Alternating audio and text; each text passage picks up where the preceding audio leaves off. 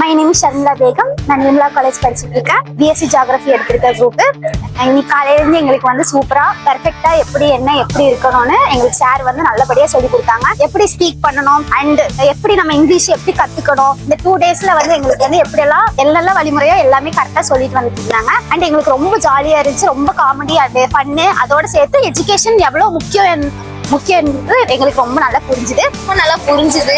ஒரு லீடர்ஷிப்க்கு தேவையான எல்லாமே சொல்லி கொடுத்தாங்க. இனிமேலும் ஃபியூச்சர்ல எப்படி இங்கிலீஷ் பேசணும், எப்படி இங்கிலீஷ் கத்துக்கணுங்கிறது சொல்லி கொடுத்தாங்க. நாங்க வந்து இதுல இருந்து நிறைய கத்துக்கிறோம். எங்களுக்கு வந்து இதுவும் இல்லாம இன்னைக்கு நடந்ததுல மார்னிங் செக்ஷன் வந்து ரொம்ப யூஸ்ஃபுல்லா இருந்துச்சு. ஏன்னா ஒரு இங்கிலீஷ்ல வந்து நாங்க எந்த இடத்துல மிஸ்டேக் பண்ணிட்டு இருக்கோங்கிற எங்களுக்கு சொல்லி கொடுத்தாங்க. அதுவும் இல்லாம நாங்க எந்த இடத்துல எப்படி பேசணும், அதுவும் இல்லாம பேச தெரியாதவங்களுக்கு ஒரு மோட்டிவேஷன் எப்படி பண்ணணும்னு சொல்லி அவங்களுக்கு அதை பண்ணி கொடுத்துட்டு இருந்தாங்க. அது வந்து ரொம்ப யூஸ்ஃபுல்லா இருந்துச்சு. ஏன்னா நாங்க ஒரு இடத்துல ஸ்டேஜ் ஏறணும்னா அதுல வந்து நிறைய விதமான பயம் எங்களுக்கு இருந்துச்சு. ஆனா அது வந்து எங்களுக்கு குறைஞ்சிருக்குன்னு என்னோட நம்பிக்கைப்படி நான் நினைக்கிறேன்.